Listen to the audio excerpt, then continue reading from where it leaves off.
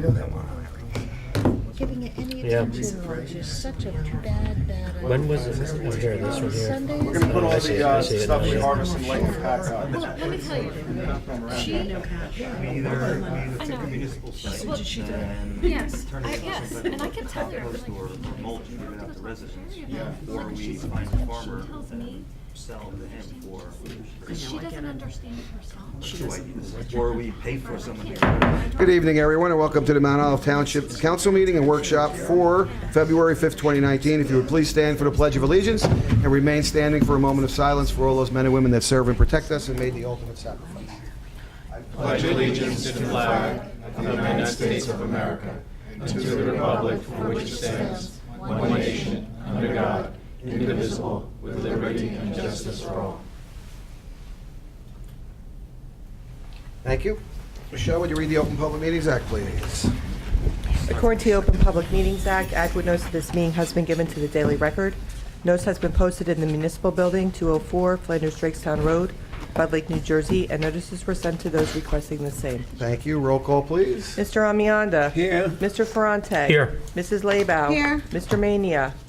Mr. Stewart. Here. Mr. Roman. Here. Mr. Nacastro. Here. We have two items for discussion. The first one is the 2019 Bud Lake Treatment Proposal. Andrew? I'd like to start with the second item first. I Sure. invited the No lake problem. consultant, and he's not here yet, so. Okay. The open space and recreation plan update, every 10 years our open space plan should be updated. It hasn't been done since 2009 when we updated the trails plan. So I have a proposal from the Land Conservancy to update the plan. It's important to do that, so if you want to apply for Green Acres funding, they look for that requirement. Also, it helps for our certification for Sustainable Jersey. So I would like to move forward with updating the plan, but I would first like to apply for a grant through Sustainable Jersey to pay for that process. If the grant is not awarded, then we look for open space funding to do that.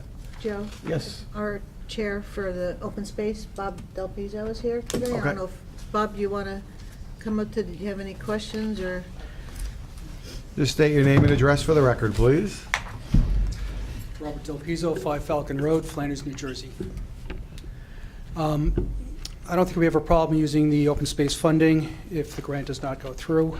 And just for a correction of the records, I think I'm officially vice chair now. I think I No, stepped down from chair this year, so No, that this was- past year. I But think that was last year. I think That was last you're- year. I think you're going to be chair this year, okay. just in case. Lucky I got voluntold again. So, okay, thank you. Well, you usually do it anyway, so. And and when the open space when the open space plan does get updated, the open space committee will be part of that process, and their input will be used to develop that plan. How does that work now? Who's going to actually come up with the plan itself? Who's going to develop the plan? The Land Conservancy will be the ones doing the plan, but they're gonna seek input from the public, from the open space committee, from us to make sure that, you know, Okay, from I just Chuck. want- So there'll be Right, I just multiple wanted to people make sure. involved. That's how we done it in the past, right, Bob? Wasn't that how it was? Yeah. Okay. We could, We want to go over to the resolutions and all and see? That's fine. yeah, let's do that. We can move on if he shows, we'll get it here. So we have 22 resolutions. Does anyone have any questions on the resolutions?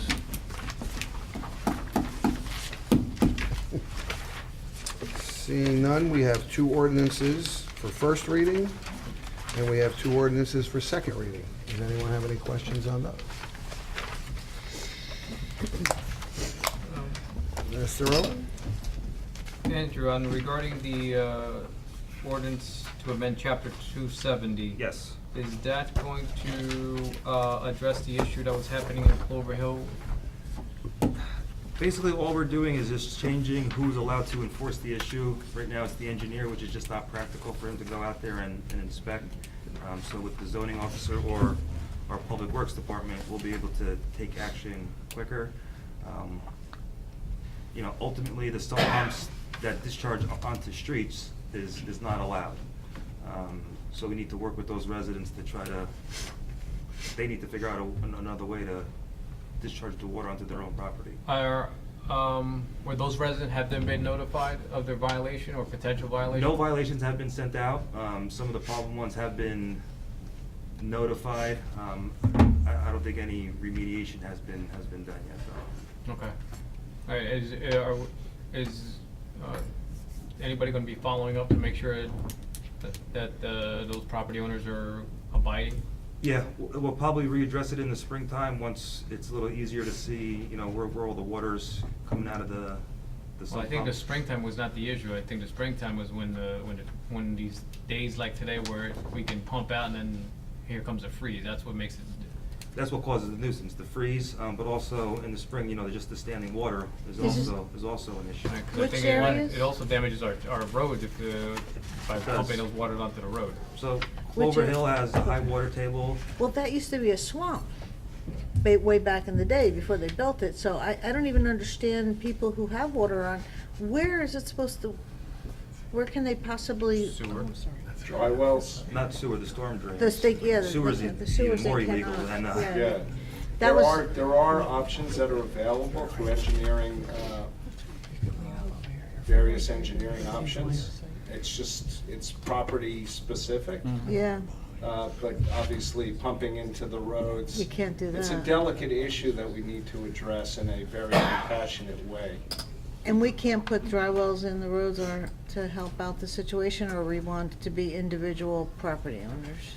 Because what happens is if they don't do it properly, then it goes on to their neighbors, and then that Correct. creates the next problem. understood. And that's why I'm just, We're looking at all options right Yeah. now. We're not moving expeditiously because there are a lot of issues that need to be fleshed out.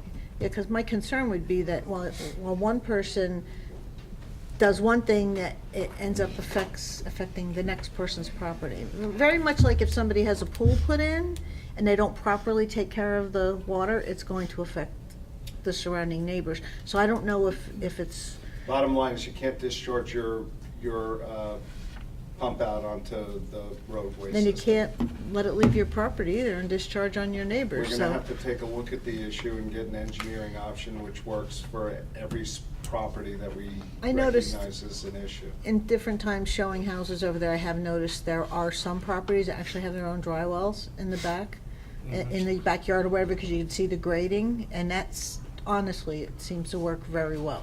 That may be the option That is an that, option. but again, it needs to be explored on a property by property basis. That's a shame. That's, this day and age, if it was built now, the builder would have had to remedy that situation, so unfortunately, that's the way it goes. We'd have sidewalks on every street as well if you're Yeah. gonna start looking at. I know, they'll go back. We don't want that either. Anything else on, anyone have anything else on these? Where are we? Is, Yep, Larry's here. so Larry's we can here? Okay. Move on to the next discussion Okay, item. so we will go back and we will do the Bud Lake treatment proposal. Larry, I'll give you some time to settle in. I'll give a brief overview on your proposal. So this is Larry. He's from Aquatic Analyst. This will be his third year working on Bud Lake, and every year he's learning more about the ecosystem, and you know, it's important to keep the same consultant on board so we can make improvements every year. If you recall, last year, we were a little bit more aggressive with the treatment. We treated the entire lake with a systemic approach to try to really kill all the invasive species, and we think we've got a good handle of it. For 2019, Larry is suggesting two things, but we won't really know until April and May when he gets back on the lake to analyze it. If we didn't kill out all the invasive species, then he's recommending to go forward with the same type of a treatment to again aggressively attack it. If we were successful in last year's treatment, he's recommending that we go in there and actually physically start harvesting the vegetative waste out of there to remove it. Both options are gonna cost roughly the same amount, and again, we look to use open space funding to accomplish that. So I invited Larry here to kind of go over, you know, the system and go over last year's results and talk about the proposal. So, Larry? Thank you. Oh, sorry about being tardy, a little traffic coming to here. First of all, what I'd like to do is thank you for allowing us to work on Bud Lake for the past couple of years. Like Andrew has mentioned, we've been gaining a lot of ecological experience on the lake. on the ecosystem. It's a living ecosystem, so it changes daily, weekly, annually. And from our surveys, what we're doing is we're coming on the lake mid-April right to the end of September, and we're performing ecological surveys on the entire lake. It takes us a couple hours on the lake.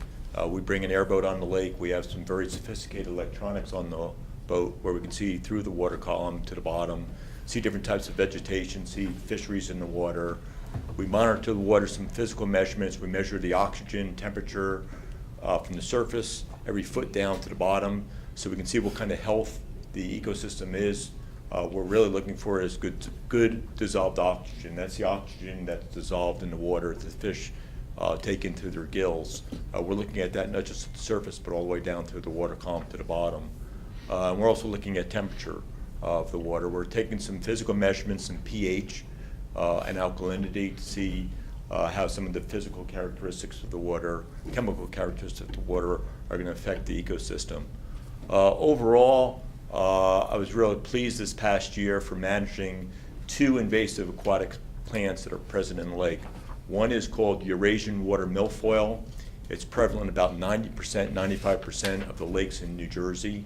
It's a very aggressive plant. It came in from Eurasia back in the 30s and 40s through aquaculture.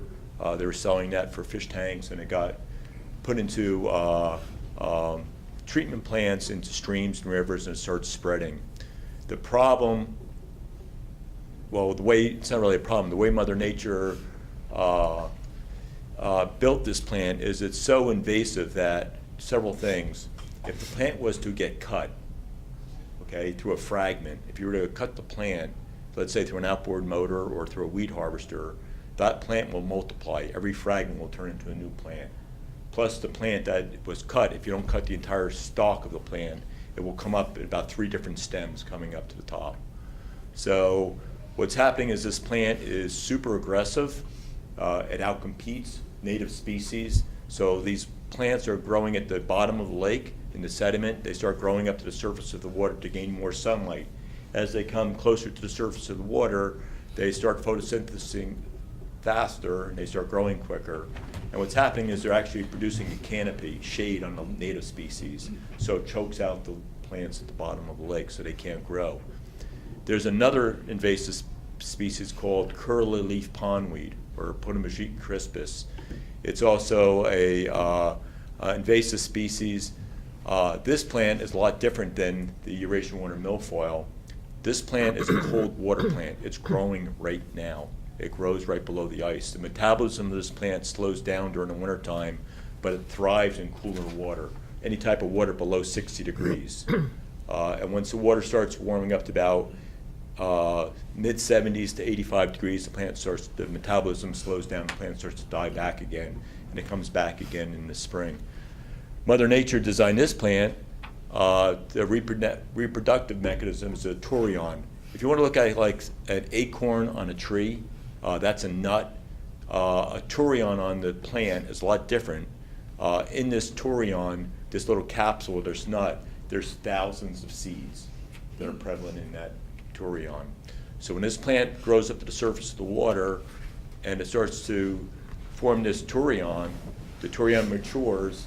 At the end of the season, the turion will fall to the bottom of the lake, and it could stay dormant in the sediment for about 10 years. The U.S. Army Corps of Engineers have done a lot of research. That turion, it could stay dormant for 10 years, and new plants will start to emerge from the seed. And there's thousands of seeds within that. So those are the 2 real invasive species in the lake. You have a lot of native species, which is good. You have a lot of different pondweeds. You have naiads. You have chara, which are all really good plants.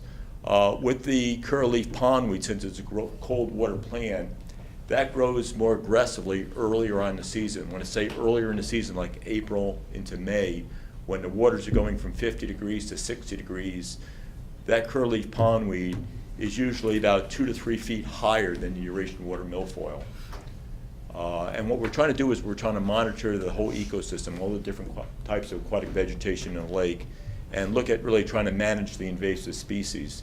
We don't want to sterilize the lake, get rid of all the vegetation. We want to keep some vegetation in there for stabilization, for the ecosystem, for all the wildlife that's present in the ecosystem. So what we're looking at is the curly pondweed, the status of the plant, how high it's growing from the surface, from the bottom of the lake up to the surface, along with the Eurasian water milfoil. Last year when I met with you, our goal was to look at trying to really manage these invasive species. And there's different tools that you can be using to manage these. One is herbicides, and in herbicides there's different types of herbicides. There's contact herbicides. When you apply the herbicide, the contact herbicide in the lake, they're designed to be very heavy, very dense. And when we inject them into the lake, they start to settle down on top of the plants. And when they start to settle down on top of the plants, they come in contact with the leaf litter, the leaf of the plant, and on the leaf of the plant there's a chloroplast. The chloroplast is part of the plant that allows the plant to carry on photosynthetic action.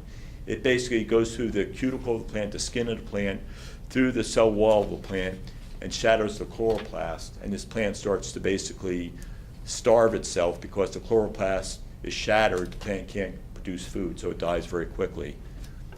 The disadvantage about using the contact herbicides is they don't go after controlling or killing the entire plant. They just burn part of the plant. So what you're trying to do is burn all the leaves off the plant so you have a vacant stem, and it may take months for that plant to grow back up again. We did that 2 years ago. Last year we recommended to use a different type of herbicide, which is called a systemic herbicide. We used Floridone, which is a systemic aquatic herbicide. With this type of herbicide, we have to calculate the whole volume of the lake. So we look at the total acreage, the average depth. We calculate how many gallons of water are in the lake. Then we calculate a concentration with this active ingredient to be concentrated within the lake. We want to try keeping this concentration in the lake for at least 30 days. So to do that, we take the dosage rate, we split it in half, we do an application, and around 14 days later after the initial application, we do the same thing again. But instead of putting it all in one shot, we do it in 2 different stages. We're doing that because of 2 things. During the early summer, late spring, we get a lot of rains. And we don't want to put it in the lake all in one shot and have it all wash out. So we did a split application. We started our split application in May this year, and we got very, very good results for the curly pondweed and the Eurasian water milfoil. We basically controlled all those 2 different species for the season. With the systemic, it doesn't just kill the top of the plant, it kills the entire plant, the plant and the root system. So what we're hoping for in let me backtrack. So the plants are growing for about 30 days. In about 3 weeks, 4 weeks, the plants basically, enough of this Floridone, the active ingredient, travels throughout the plant. It translocates throughout the plant, and the whole plant starts to die off. And that's what we saw this past year. It started happening in around 2.5 weeks. In 3 weeks, we started seeing most of the plants, if you were to touch them, they're falling apart. They're all like mush. They're all decomposed. In a month's period of time, we didn't see any of the milfoil and the curly pondweed within the lake. So it's very successful to control those 2 different species. What we had an issue with is these plants are doing what Mother Nature intended them to do. They basically absorb nutrients out of the sediment, they absorb nutrients out of the water column, and they incorporate into the tissue of the plant. And when the plants start to die and disintegrate, the plants disintegrated, the nutrients got recycled back into the water. And what we start seeing was from our biweekly surveys in the lake, we measured the transparency of the water. We use a disc, it's called a Secchi disc. It's 6 inches in diameter. It's divided into quadrants, black, white, and it's a calibrated line. We submerged that below the surface of the water, and we tried looking at the disc all the way down until we can't see it anymore. We pinched that interface right between the surface of the water and the air in the water, and we measured that distance, and that's called the Secchi disc. That's basically indicative of transparency, which also allows for us to can do 2 things. We can look at how much sunlight's getting through the lower depths of the water, but we also can look at it, there's another type of plant in the water, which is your microscopic algae, which are producers of food in your food web, and that's called your phytoplankton. We also measure the phytoplankton in the water. So the clearer the water, the less of the algae is present in the water. When we start seeing the plants starting to decompose, we start seeing turbid water. Turbid water could be caused from pollen, it could be due to stormwater, or it could be due to plants starting to decay, decompose, and also increase in algae, microscopic plant life in the water. In about 4 weeks after our application, we started seeing the water become more turbid. As we started looking at that, our transparencies went from a 7-foot depth down to about a 4-foot depth. And we're right before, it was like the middle of June when we started to observe this. At that time, not having the right experience, we looked at it and said, well, let's just see what's going on. Our 4-foot Secchi reading or transparency is not bad for New Jersey. We're hoping that it would rebound because we were having some storm events, and we weren't sure if it was just due to stormwater or what really was going on ecologically in the water. By the beginning of July, we started seeing the water go from a 4-foot Secchi down to a 2-foot Secchi, so we could see that disc only 2 feet deep. We took a water sample. We were concerned about the microscopic algae in the water. We took a water sample. I talked to the health department. I talked to Andrew, and we also did a Bractic test. What I'm trying to get into now, I'm shifting around a lot, so when I'm done, if you have questions, let me know. I don't want to try covering all the bases here. But what we're also looking at, besides the invasive species, it's called harmful algal blooms. It's a new term set by the federal government. State governments are looking at it. It's cyanotoxins, okay? Toxins that are in the water from algae, okay? Not your green algae, your brown algae, but your blue-green algae. And what's happening is they've been around forever. They've probably formed life on Earth, you know, millions of years ago. At this point, what's happening now is through all the technology, we're starting to look at it, and certain types of algae are good, certain types of algae are harmful. So the federal government came up with a list of certain types of algae that are harmful, and they're calling them harmful algal blooms. So when it came around the beginning of July, we started seeing a 2-foot transparency. We were looking at it, wasn't from rainwater. We're able to see cells, small little green cells in the water column. So I talked to Andrew, we took a water sample, we brought it back to our lab, we analyzed it. We also had, I also did a Bractic test. A Bractic test is a microcystin test. It measures the cyanotoxins present in the water, right in the slick. At that point, it was right at borderline. The federal government came up with a threshold. We're right around that threshold. But what was concerning to me was the cell counts. New Jersey has a threshold of over 20,000 cells, okay, per 20 drops of water, okay, is a threshold. If you have over that, you should have you look at possibly closing the water down for activities. Connecticut, New York was having 80 to 100,000. So we haven't really figured that out right now, which the EPA is working on that right now, trying to figure out a threshold for us. But at the time, we took some concerns about closing the beach down. So the beach area was closed in July. We were having a lot of rains. Rains help out the lake. They start diluting everything. They start knocking down the algae, diluting everything out. The swimming beach was able to open up again. In August, we started seeing a recurrence of this bloom. We took another sample, and the species of algae shifted. So when we look at this microscopically, there's different types of algae. What we looked at initially was a microcystin algae. Later on in the season was more like Anabina. But those cell counts at that time in August were low. They were below the threshold, but the Bractic test was a little bit higher. So we looked at it from warranting. The analysis was to, again, close the beach down. So from this learning experience, what we're trying to figure out is what's feeding all this algae. So we have the sunlight, we have warm temperatures in the water, but something's fueling this algae to thrive. So after looking at this past year, I had a meeting with Andrew in the fall, and what we're looking at doing was implementing a different type of tool, management tool for the plans for 2019.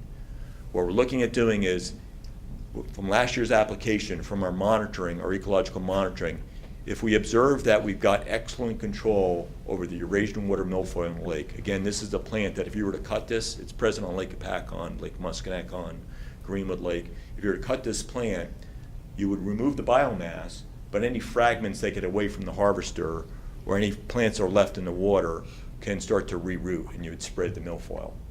So I'm hoping from last year's application was very successful, that we basically, I wouldn't say totally eradicated the erasure water milfoil, but we got it under control where I'm hoping that's not an issue for 2019. What I do suspect, though, is the curly leaf pondweed, because of those turions that have thousands of seeds. Again, the Floridone application killed the entire plant last year, the milfoil and the curleaf. So the curleaf will be new plants starting to germinate from the turions, the seed pods that were in the sediment from the past 10 years. So if we see the curleaf pondweed growing aggressively, and we see a significant reduction in the erasure water milfoil, what I'm advocating to the township for this year is to look at coming mechanically. We have 2 very large weed harvesters. What I'd like to do is implement the weed harvesters probably sometime in May or June to look at cutting the aquatic vegetation in the lake.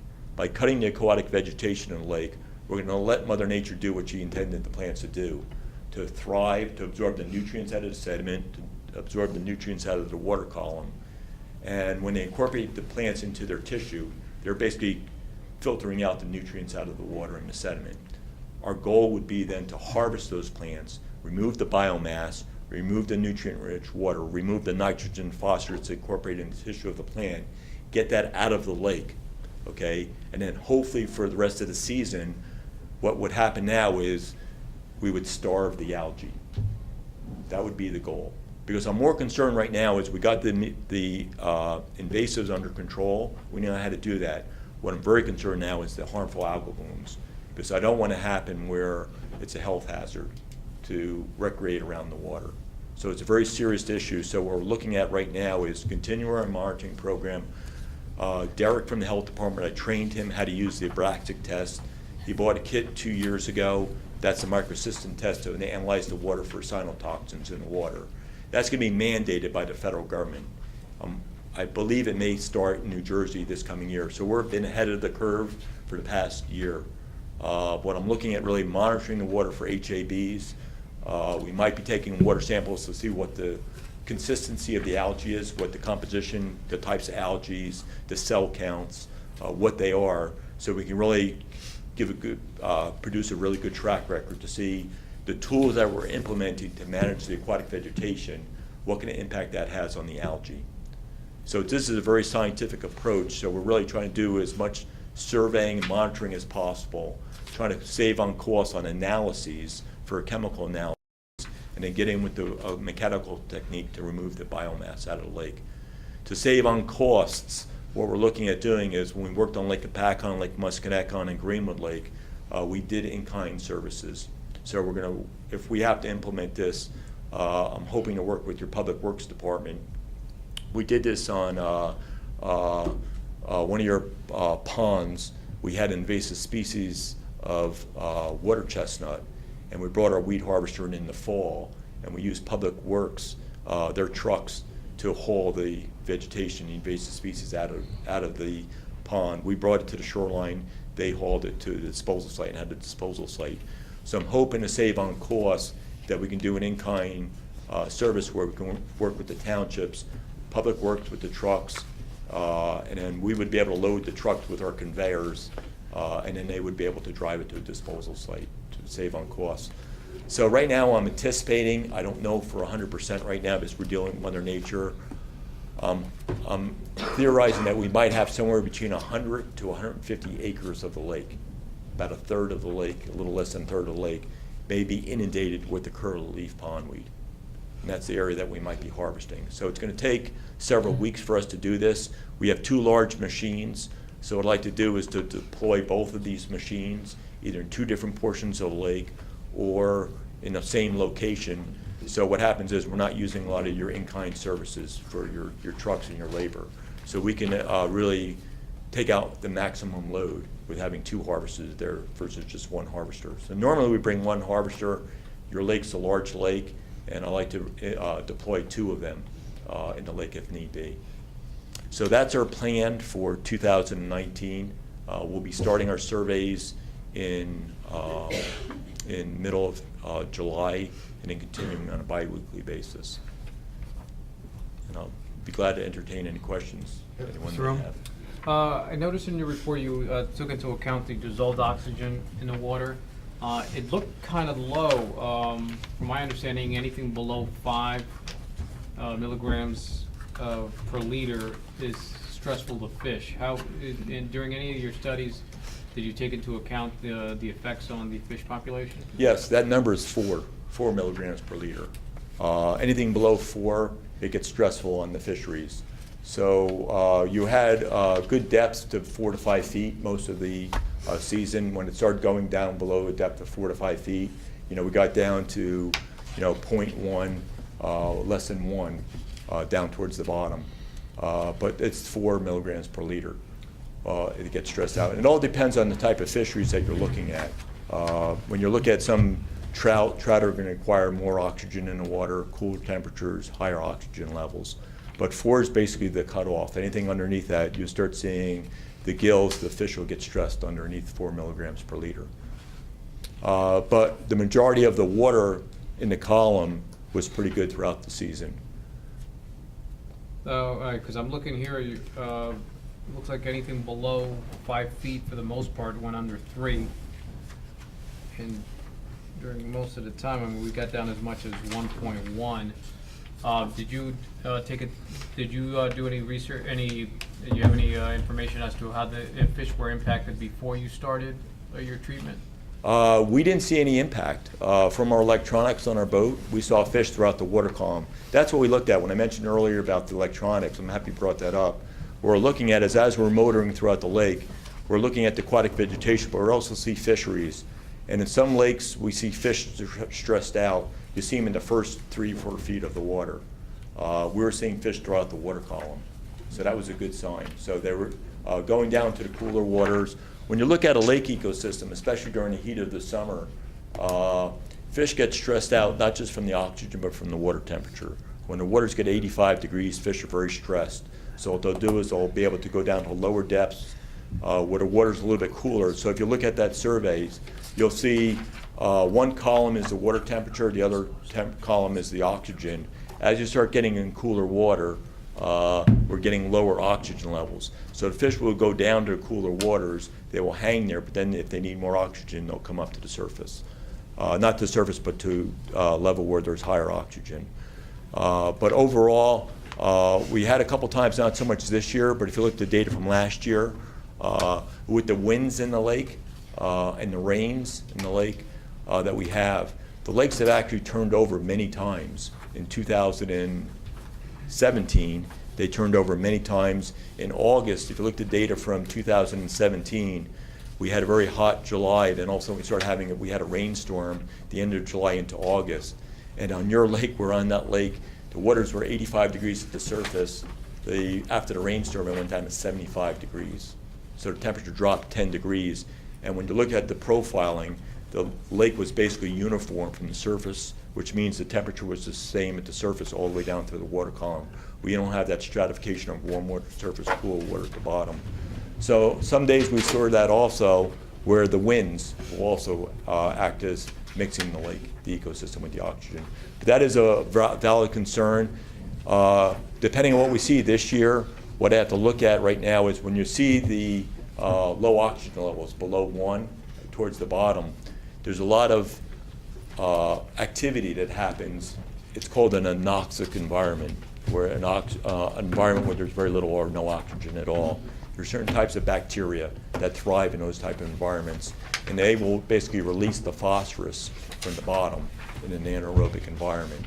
So we have to watch for that, because if that's what's happening when the oxygen levels get low, and then all of a sudden we get a mixing going on, all of a sudden that phosphorus gets released back up to the water column and becomes available for the algae. We're looking at very, very low content. When I talk about phosphorus and nutrient analysis, we're looking at parts per million and parts per billion. We're really looking at total phosphorus and soluble reactive phosphorus.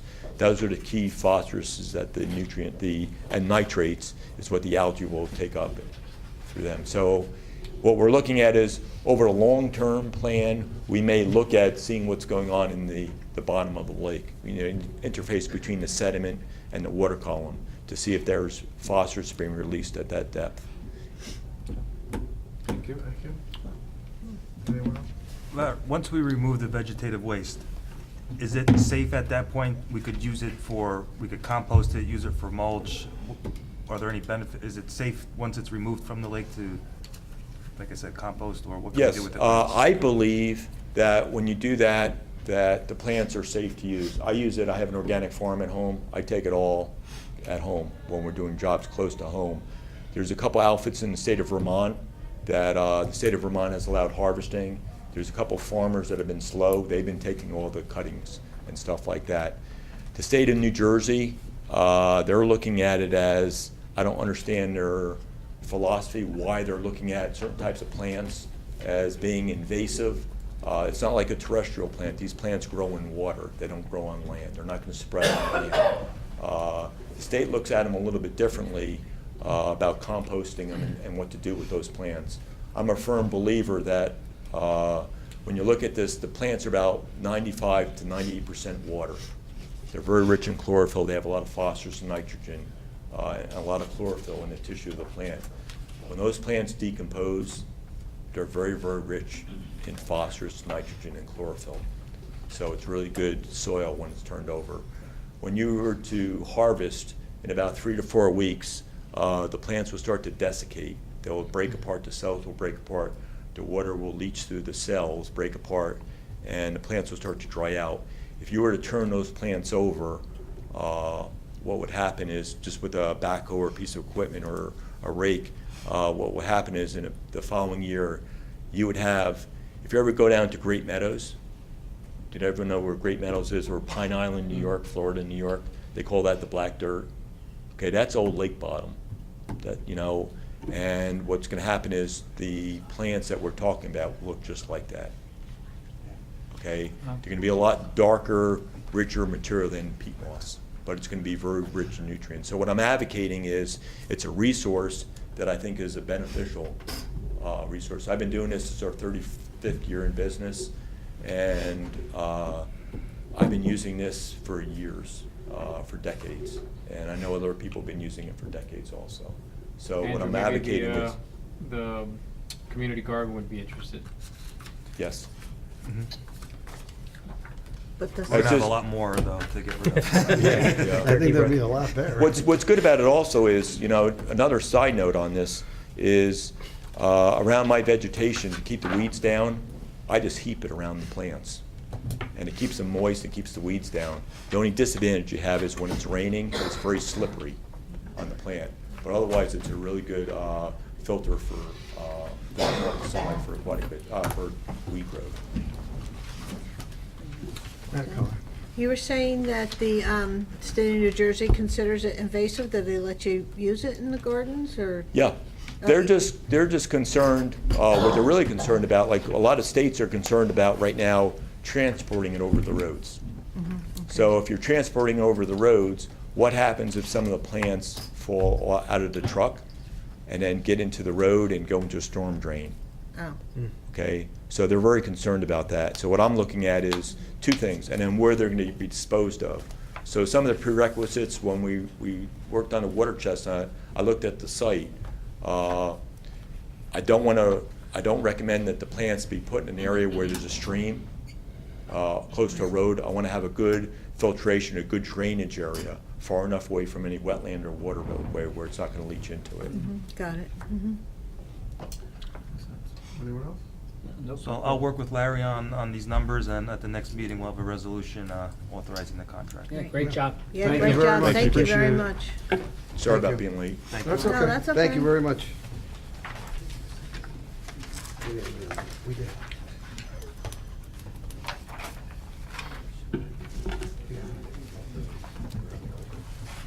We did the ordinances already, I believe. We know there was on those. That's what we were questioning. So does anyone have any old business? Does anyone have any new business? I just want to, Yeah. sort of like old business, I just want to say, I really love it when Larry comes and we talk about the lake, because so often you hear everybody saying, what's going on with the lake, what's going on? Meanwhile, all this activity is going on all the time, and most people aren't even aware of it, so it's wonderful when he comes and we discuss it, and so people hopefully will become aware that, yeah, we're not sitting back doing nothing. The lake is being tended to, cared for, and plans are being made for the best option. So thank you, Andrew, and thank you, Larry. Thank you. Anyone else? Anyone from the public wish to be heard at this time?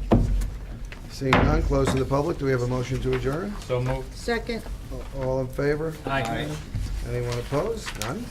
Open up the Mount Olive Township Council meeting for February 5th, 2019. Michelle, would you read the Open Public Meetings Act, please? According to the Open Public Meetings Act, adequate notice of this meeting has been given to the Daily Record.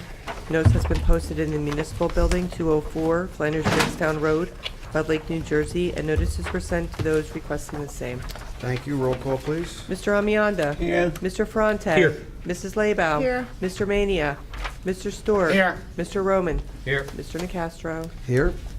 Mr. Amianda, would you approve the minutes for the meetings January 2nd, 2019 reorganization meeting, January 8th, 2019 workshop and public session, and January 22nd, 2019, the workshop and public meeting, please? Yes, Mr. President, I make a motion for approval of minutes of previous meetings held on the following dates. January 2nd, 2019 recognition meeting, January 8th, 2019 work session and permanent public meeting, and January 22nd, 2019 work session and public meeting. We have a second? Second. Anyone have any questions, concerns? Roll call, please. Mr. Amianda. Yes. Mr. Ferrante. Yes. Mrs. Laybow. Yes. Mr. Stewart. Yes. Mr. Roman. Yes. Mr. Nacastro. Yes, we have 13 pieces of correspondence. Anyone have any questions on those?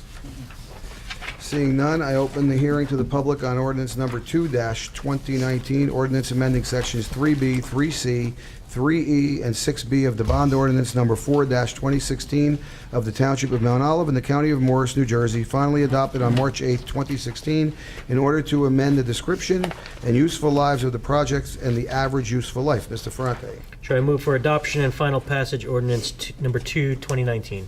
Second. That's the one. Anyone from the public wish to be heard? Seeing none, close to the public. Anyone from council? Seeing none, roll call, please. Mr. Amianda. Yes. Mr. Ferrante. Yes. Mrs. Laybow. Yes. Mr. Stewart. Yes. Mr. Roman. Yes. Mr. Nacastro. Yes, ordinance number 2-2019 is passed on second reading, and I hereby direct the clerk to forward a copy of the same to the mayor and publish the notice of adoption as required by law. I open the hearing to the public on ordinance number 3-2019, an ordinance amending section 3E of bond ordinance number 10-2015 of the Township of Mount Olive in the County of Morris, New Jersey, finally adopted March 17, 2015, in order to amend the description of the project. Mrs. Laybow. thank you, Mr. President. I move that move for adoption and final passage of ordinance number 3-2019. Second. Anyone from the public wish to be heard? Seeing none, close to the public. Anyone from council, any questions? Roll call, please. Mr. Amianda. Yes. Mr. Ferrante. Yes. Mrs. Laybow. Yes. Mr. Stewart. Yes. Mr. Roman. Yes. Mr. Nacastro. Yes, ordinance number 3-2019 is passed on second reading, and I hereby direct the clerk to forward a copy of the same to the mayor and publish the notice of adoption as required by law. Next item on the agenda for first reading is ordinance with a second reading of February 19, 2019, is ordinance number 4-2019, an ordinance of the Township of Mount Olive in the County of Morris, State of New Jersey, amending Chapter 270 nuisances of the Township Code to authorize the Director of Public Works and Zoning Officer to issue notices of violation. Mr. Stewart. Thank you, Mr. President. I move that ordinance number 4-2019 be introduced by title and passed on first reading, and that a meeting be held on February 19th, 2019, at 7 p.m. at the Municipal Building, 204 Flanders Drakestown Road, Bud Lake, New Jersey, for a public hearing, consideration of second reading, and passage of said ordinance, and that the clerk be directed to publish, post, and make available said ordinance in accordance with the requirements of the law. Second, Does anyone from public wish to be heard? Seeing none, close to the public. Anyone from council discussion? Roll call, please. Mr. Amianda. Yes. Mr. Ferrante. Yes. Mrs. Laybow. yes, Mr. Stewart. Yes. Mr. Roman. Yes. Mr. Nacastro. Yes. Next item on the agenda for first reading is ordinance number 5-2019, Township of Mount Olive, Morris County, New Jersey, calendar year 2019 ordinance to exceed the municipal budget cost of living allowance and establish a cap bank. Mr. Roman. Thank you, Mr. President. I move that ordinance number 5-2019 be introduced by title and passed on first reading, and that the meeting be held on March 5th, 2019, at 7 p.m. at the Municipal Building, 204 Flanders Drakestown Road, Bud Lake, New Jersey, for a public hearing, consideration of second reading, and passage of said ordinance, and that the clerk be directed to publish, post, and make available said ordinance in accordance with the requirements of the law. Second. Thank you. Anyone from the public wish to be heard? Seeing none, close to the public. Anyone council discussion? Roll call, please. Mr. Amianda? Yes. Mr. Ferrante? Yes. Mrs. Lebaw? Yes. Mr. Stewart? Yes. Mr. Roman? Yes. Mr. Nacastro? Yes. We have 22 consent resolutions. Anyone wish to move any to non-consent? Mr. Roman. Motion to move 21 and 22. 21 and 22. Okay, Mr. Ferrante, would you move consent resolutions 1 through 20? That's it, 1 through 20. I move consent resolutions 1 through 20. Second. Anyone from the public wish to be heard? Seeing none, close to the public. Anyone from council? Roll call, please. Mr. Amianda? Yes. Mr. Ferrante? Yes. Mrs. Lebaw? Yes. Mr. Stewart? Yes. Mr. Roman? Yes. Mr. Nacastro? Yes. Mr. Roman, would you move resolutions 20 through 20? I move for approval of non-consent resolutions 21 and 22. Second. Anyone from the public wish to be heard? Seeing none, close to the public. Any council discussion? Mr. Roman? I moved resolutions 21 and 22 to non-consent, just to separate them from the rest of today's business, in order to highlight that, once again, we are introducing our budget with no tax increase. What is this, February? I think we're the record for the state. We're the earliest in the state that I'm aware of, yes. There should be a That's what I prize heard for that, I today. think. There should be something. There should be Yes. something, or at least we Yeah. get We kudos. should get extra funding. So, Something I common, think it's just an example of not only the effort of the administration, but but obviously of our CFO and her staff. So I move for approval of non-consent resolutions 21 and 22. Second. Well, yeah, and I would just like to add to that, that not on, no increase on the municipal side, which is a wonderful job by our mayor and administration and everyone.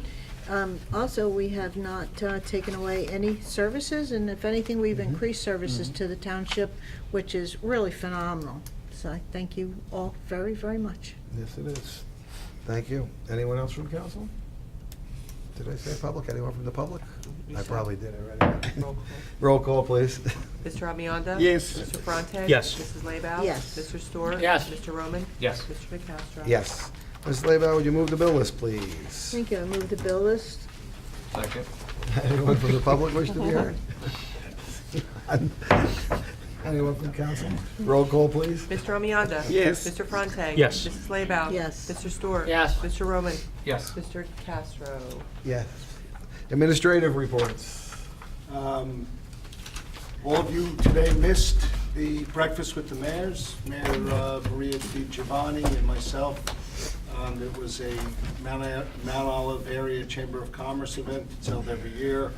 You got the benefit of the funny joke that I told anyway, but well-attended, excellent organization, doing good things for the businesses in the Mount Olive area, and I applaud their efforts. And I know, I think on March 19th, they're having a hockey night at Devils game, and I believe the bus leaves from Jersey Girl, Yep. comes back to Jersey Girl, and hope to see all of you on the bus. It's a really good time. Did it a couple of years ago. Yep. And I We think have the- pictures of you from that. Yes, well, we're not gonna bring those pictures out. Saturday, February 9th, from 10 to 2, Cabin Fever Reliever in the Senior Center, always a very well-attended event. If the weather stays the way that it has over the last couple of days, I'm not sure that anyone's gonna need Cabin Fever Reliever. I actually took a walk with Kelly up at Turkey Brook yesterday, and it was amazing to see All the the people. tot lot full and everyone out trying to take advantage of Yeah. 60-degree weather in the beginning of February. It was really nice. A few weeks ago, we did the grand openings at the Top Dog Day Camp and Hand and Stone facility, which is a massage slash other type of relaxation facility, and beautifully done, appointed, and I know that they're already full. So difficult to get reservations in there, and that's up at the ITC, close to Walmart. Finally, Saturday, February 16th, the installation dinner for our volunteer firemen and EMS squads. And hopefully all of us will be there for that event. Just one more thing to add. Last week, our office sent about 1,000 letters to the old Bud Lake section of town that's getting the new gas service lines. I wanted to give them a early heads up on the project. Although I told them to call New Jersey Gas for any more information. We were swamped with phone calls and visits, but for the most part, the residents are happy that it's coming, and they just wanted to make sure they weren't forced or required to connect, but the consensus was that it's being welcomed. One other issue that I want to bring up as well, I'm sure you're all aware of the fact that on February the 21st, there's going to be a planning board hearing. The application being considered is the Wawa, which is seeking to put in a facility at the intersection of Flanders-Necon Road and Route 206, commonly known as Antique Hill. As part of the application, they are seeking to do major intersection improvements, which would be extremely beneficial to the town, especially on the Antique Hill portion, which would be turned from one lane in each direction to a 5-lane situation. Coming down the hill, there would be a dedicated right-hand straight and left-hand turn. You would also be able to access Route 206 South through the Wawa facility if you were to stop in there to use the facility. There obviously are a lot of people who are concerned about the application going in at that site. It is a commercially zoned site. It is a commercial use which they're seeking to do. So they're not seeking any significant, or may not be seeking any variances at all, which means that the planning board lawfully will be constrained to handle the application in a way which will hopefully impact the residents to a minimal degree. But it should be an interesting application. Certainly is garnering a lot of communication. I know that there's a meeting on Thursday night at the library for those people who are opposed to the application. In the interim, I've had Andrew reach out and others reach out to the county to see if they wanted to participate in the intersection improvements, and they have indicated that they do have a desire. So we're hoping that there's something that can be done on the bottom side of the intersection, which obviously we all know is a problem as well. The bottom line is that that intersection is a bad intersection to start with. And the improvements which are being proposed will make it a better intersection. Ultimately, the planning board will have to make those determinations, but I just wanted to give you an update because you may have people coming to you with respect to this application. I think there's a lot of misinformation out there.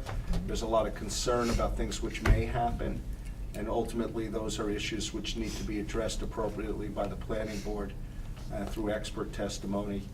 And I know that the planning board has taken the initiative and has retained their own traffic expert to give opinions on behalf of the township. So I think that we're well represented. It'll be an interesting application, and again, I'm sure you're all going to be contacted in one form or another, or have discussions in one form or another about that particular application. I personally have no skin in the game in terms of if it happens, it happens. My interest in the application is wholeheartedly the intersection improvements that come along with the application, which I think are of extreme benefit to the township. If you've ever come down Antique Hill in the morning, you know that 3 lanes coming down that hill with the ability to get on 206 South through the Wawa will make a big difference during rush hours. So, and generally, the planning testimony I think that they're going to hear at the planning board is that generally convenience stores are not places that people start out to go to, they're places that people stop. So it really shouldn't, you know, other than in the beginning when it's new and people are going to go there to see what's going on there, and it should generally not create any additional traffic. It's more the turning movements, which I think are the concern that the planning board's going to have to deal with. Thank you. Anything else from administration? Or all good? Okay, thank you. Does anyone have any old business? Does anyone have any new business? Sue, any legal matters?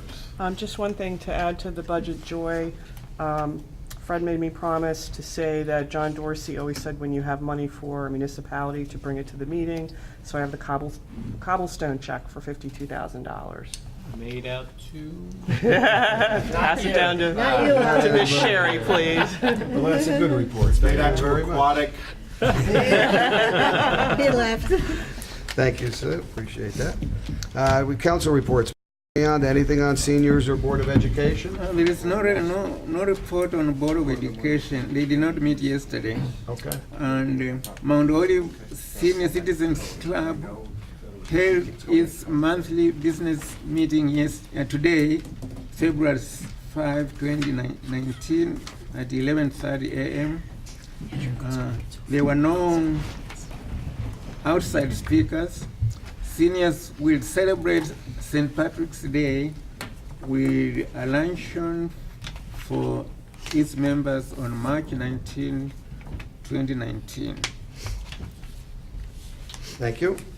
Mr. Ferrante, anything on Environmental Lake or Library? Nothing. Mr. Stewart, anything on Economic Development or Community Action Panel? Yeah, economic development. On Friday, we have the executive council, which is for the major decision makers of our largest employers in conjunction with the Mount Olive Area Chamber will be held on Friday. And on community action panel, we've focused on the fact that it's going to be opioid addiction with Hope One participating. We'll be at the Bud Lake Firehouse and the date will be in May. Thank you very much. Mrs. Lebow, anything on Open Space, Board of Health, or Stigma? Thank you, Mr. President. We meet next week, but we have Mr. Del Pizzo and Mrs. Murphy here. Andrew, one of the questions we have at Open Space is being able to use the equipment that's in the conference room so we can pull up our maps and everything. What do we need to bring to do that? I understand from our budget meeting, everything's supposedly ready Yeah, to the use. screen's there, projector's there, there's a computer hooked up. There is a computer hooked up. Yeah, Helps it if has. you bring a middle schooler. Well, I think so we're all set for that. As long as, We yeah, can you try know, it it out. has internet, but if you have a USB or something, it's all there. So we could try it out Monday night. If someone wants to come early while we're here, we could kind of. There is, yeah. Yeah, There's so we There's don't need a Wi-Fi. pass for the Wi-Fi, a passcode? We could just log in? You should automatically connect to the Wi-Fi here. Okay, great. Wonderful. The So, password is Alex is awesome. Alex who? so, and then with that, Trebek. we'll be able to use it and. When is the meeting? Monday night. Monday night? All right, so I'll make sure everything is set up Okay, Monday great. afternoon. Thank you. It was great. Figure Bob's here. You guys got questions, you can ask Andrew, or maybe David can call over there on Monday or something, or figure out how to work it. Thank you very much. Yay. That's the one thing. Every time we have a meeting, we keep saying, we need our maps, we need our maps. Because when you redid the room, you took all of our maps. So that was before you were here. But, yeah, so that's good. Now we're going to have our access. Thank you. That's it. Anything? Okay. Mr. Roman, anything on Recreation or Pride? Nothing on Pride. Recreation meets tomorrow. Thank you. Anyone from the public wish to be heard at this time? Seeing none, close to the public. Any council comments? Mr. Amianda? None. Mr. Ferrante? None tonight. Ms. Lebow? None. Mr. Stewart? None. Mr. Roman? Nothing. And nothing from me. Do we have a motion to adjourn? So moved. All in Second. favor? Aye. Aye. Any opposed? Thank you, everyone, for coming. Bob.